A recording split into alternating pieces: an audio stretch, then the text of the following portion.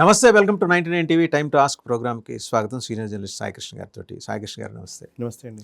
3 దేశాలు మక్కాలో సమావేశమయ్యాయి, త్రైపాక్షిక రక్షణ ఒప్పందం చేసుకున్నాయి. కారణం ఏంటో తెలియదు, ఎందుకు కలిశారో తెలియదు, ఎవరి భయాలు వాళ్ళకున్నాయి. దీనికి 3 అవకరాలున్న 3 దేశాలు ఒక చోట చేరాయంటే ఖచ్చితంగా ఏదో ఒక ఉపద్రవానికి సంబంధించిన సంకేతమే కనిపిస్తుంది.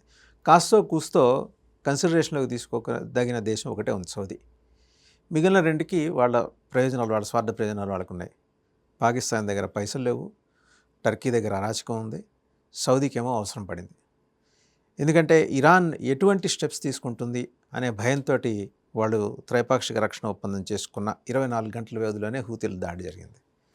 ఒక దేశం మీద దాడి జరిగితే మిగిలిన 2 కూడా వచ్చి సపోర్ట్ రావాలి. అంటే ఒక రకంగా నాటో దేశాలు, ఇస్లామిక్ సున్నీ నాటో దేశాలు అని అనుకోవచ్చు. ఎప్పటి నుంచో ఉన్న ఈ ప్రపోజల్ మన కార్యరూపం దాల్చిన 24 గంటల్లోనే ఆ ఎక్సర్సైజ్ ఫ్యూటైల్ అని తేలిపోయింది కదా.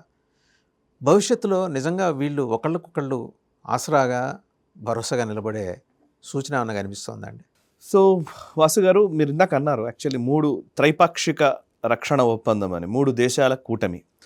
యాక్చువల్లీ 2 దేశాల కూటమి ఆల్రెడీ ఉంది ఇంతకుముందు, పాకిస్తాన్కి సౌదీకి మధ్య సేమ్ ఫ్రేమ్వర్క్లోనే అది కూడా వచ్చింది. ఇప్పుడు దాంట్లో టర్కీ కూడా చేరింది.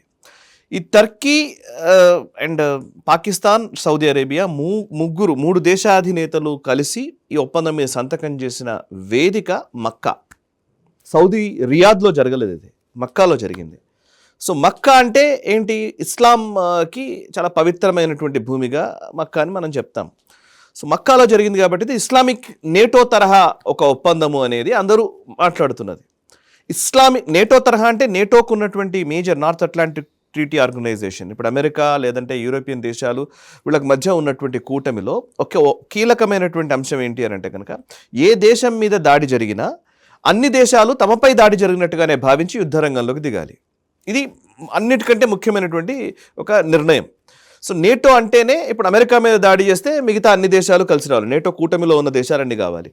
ఒకవేళ యూరోపియన్ దేశాల్లో ఏదైనా ఒక నేటో కూటమిలో ఉన్న ఒక దేశం మీద దాడి చేస్తే అమెరికా కూడా రావాలి యుద్ధంలోకి. సో మీరు యుద్ధం చేయాలనుకున్నా చేయలేకపోయినా మీ సొంత అభిప్రాయాలతో సంబంధం లేదు, నేటో కూటమిలోకి అందరూ రావాలి.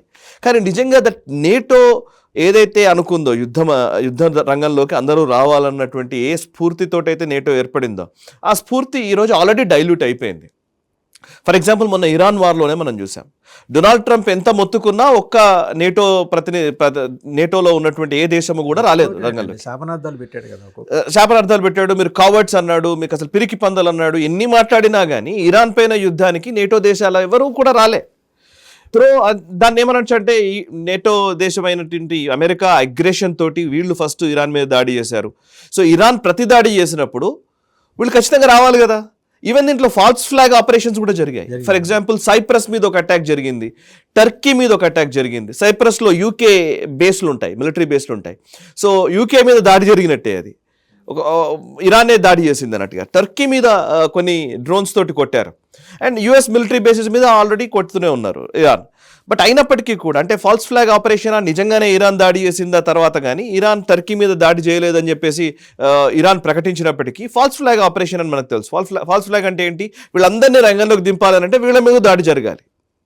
సో అది ఇజ్రాయెల్ చేసిందా, అమెరికా చేసిందా, what ever it may be. But A European దేశం, ముఖ్యంగా నేటోలో ఉన్నటువంటి సభ్య దేశాలు ఎవరూ కూడా ఇరాన్ పైన దాడికి రాలేదు సరికదా. హార్ముజ్లో కూడా వాళ్ళ షిప్మెంట్స్ని వాళ్ళు బయటకు తీసుకురావడం కూడా వాళ్ళు వార్షిప్స్ డిప్లాయ్ చేస్తున్నామన్నారు, కానీ పూర్తి స్థాయిలో రాలే. ఓకే, అంటే అర్థం ఏంటి? నేటో స్ఫూర్తి ఏదైతే ఉందో ఆ స్ఫూర్తికి అనుగుణంగా ఎవరు స్పందించలేదు ఇరాన్ యుద్ధం టైంలోనే. అదే సమయంలో ఇప్పుడు అదే ఇరాన్ యుద్ధం జరిగిన కొన్ని రోజులకే ఇప్పుడు ఇస్లామిక్ నేటో అనే ఒక మాట మళ్ళీ ఒకటి ఉద్భవించింది. సరే, ఇస్లామిక్ నేటోనా, ఇది సున్నీ నేటోనా? రెండో ప్రశ్న. ఎందుకంటే ఎవరికి అగేన్స్ట్గా మీరు తయారవుతున్నారు? ఇస్లామిక్ అయితే కనుక మొత్తం ఈవెన్ షియాలు కూడా రావాలి కదా. ఇప్పుడు ఈవెన్ ఇరాన్ కూడా ఇందులో ఉండాలి. మరి ఇస్లామిక్ నేటో అయితే ఇరాన్ లేదు అంటే షియాలకు వ్యతిరేకంగా జరుగుతున్నటువంటి కూటమి. ఒకవేళ షియాలకు వ్యతిరేకంగా జరుగుతున్నటువంటి సున్నీ కూటమి అయితే కనుక మరి సున్నీ కూటమిలో యుఏఈ ఎందుకు లేదు, ఒమన్ ఎందుకు లేదు? ఈ 2 ఉన్నాయి, వ్యాలిడ్ క్వశ్చన్స్ ఈ 2 కూడా. సో సున్నీ కూటమి అయితే కనుక మరి ఈ 2 దేశాలు లేవు.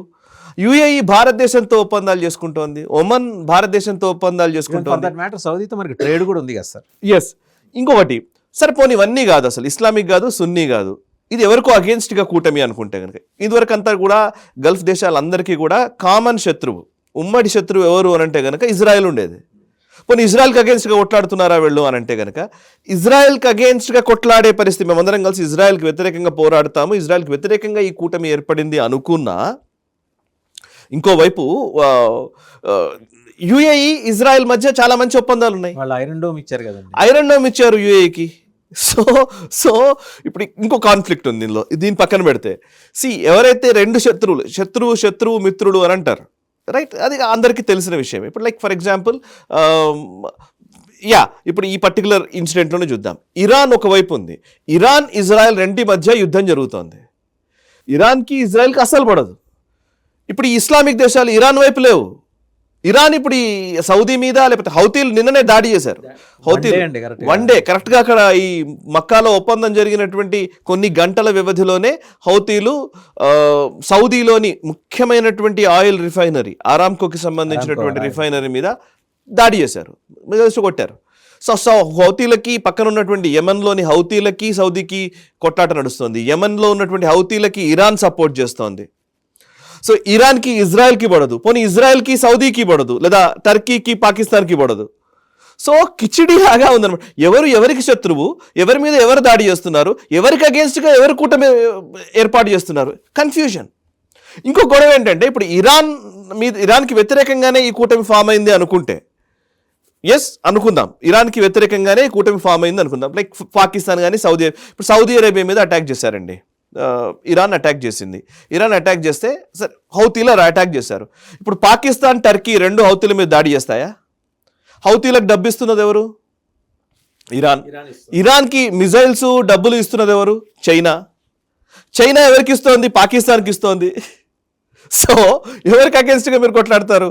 చైనానే కదా వెనకాల ఉన్నది. శత్రువు ఎవరో తెలియకుండా వాళ్ళు సమావేశం అయ్యి ఒప్పందం చేసుకున్నారు. ఎగ్జాక్ట్లీ. సో ఇరాన్కి శాటిలైట్ టెక్నాలజీ ఇస్తున్నది ఎవరు? చైనా. ఆ శాటిలైట్ టెక్నాలజీని పెట్టుకుని ప్రిసైజ్ అటాక్స్ చేస్తోంది ఇరాన్. ఇప్పుడు ఇంతకు ముందుతో పోలిస్తే ఇంకా ప్రిసిషన్ పెరిగిందంట. రష్యా కానీ చైనా ఇస్తున్న టెక్నాలజీ తోటి.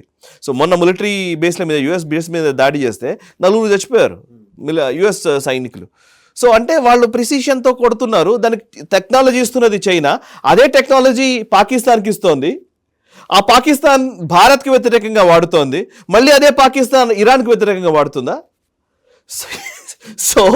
సో ఇదంతా ఎట్లుందంటే, అంటే ఇక్కడ నాకు అనిపిస్తుంది ఏంటంటే, ఇది ఇస్లామిక్ నేటో, సున్నీ నేటో, ఇవన్నీ కరెక్టే. మక్కాలోనే అది పెట్టాలి అని అంటే దాని అర్థం కూడా అదే. మక్కా నుంచి ఎందుకు ఆ వేదికగా చేసుకొని డిఫెన్స్ ఒప్పందం చేసుకున్నారు అని అంటే, మేబీ ఇది ఒక మా ఇస్లామిక్ యూనిటీకి నిదర్శనము అని చెప్పే ప్రయత్నమే దాన్ని చేస్తుండొచ్చు. ఇస్లామిక్ యూనిటీ అయితే కూడా ఇంకో గొడవ ఉంది వాసు గారు. ఏంటి అని అంటే, ఇప్పుడు సౌదీ ఉంది, సౌదీలో మక్కా మదీనా సౌదీలోనే ఉన్నాయి. బికాస్ సౌదీ కింగ్స్ ఎవరైనా కానీ, అక్కడ సౌదీలో పరిపాలిస్తున్నటువంటి రాజులు ఎవరైనా కానీ, వాళ్ళు ఇప్పుడు ఉన్నటువంటి MBS దగ్గర నుంచి అందరూ కూడా అసలు ఇస్లామిక్ టేకేదారులం మేమే అనేది సౌదీ చెప్పే మాట.